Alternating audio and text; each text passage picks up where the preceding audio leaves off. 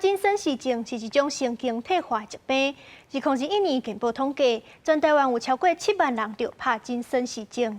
根据专家协会表示，这款病症除了骹手会喘会无力，嘛有可能鼻无芳草、困眠有障碍，呼吁大家都要注意，量早发现会当量早治疗。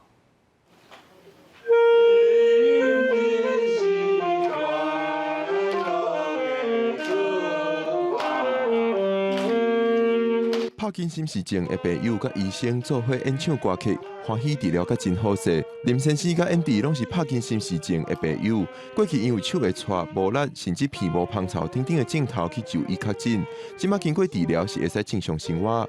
我本来打算10年，大概10年左右再开刀，脑部生成刺激素。那现在我吃那个持续型、缓释型的药，当然效果没那么不会说24小时。 我大概有20小时，就是每天吃4次的药，可以维持正常的生活。我现在还在上班。专家表示，帕金森氏症除了骹手会喘、动作较慢等等，较简单发现的动作性症头，嘛可能有困眠障碍、鼻无芳草、便秘等等症头会先出现，呼吁民众要注意。专家嘛表示，即马透过多方面的治疗，是会使稳定控制病情，重新回去社会生活。其实我们会根据病人状况去看他是不是。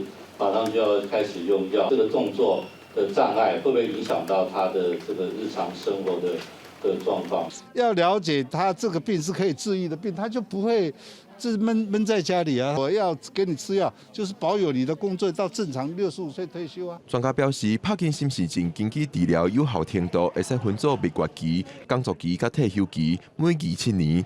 即摆治疗技术会使延长有效期间，有希望变成每期9年。重点就是要早期发现症头，甲正确的治疗。记者郭文俊随台北报道。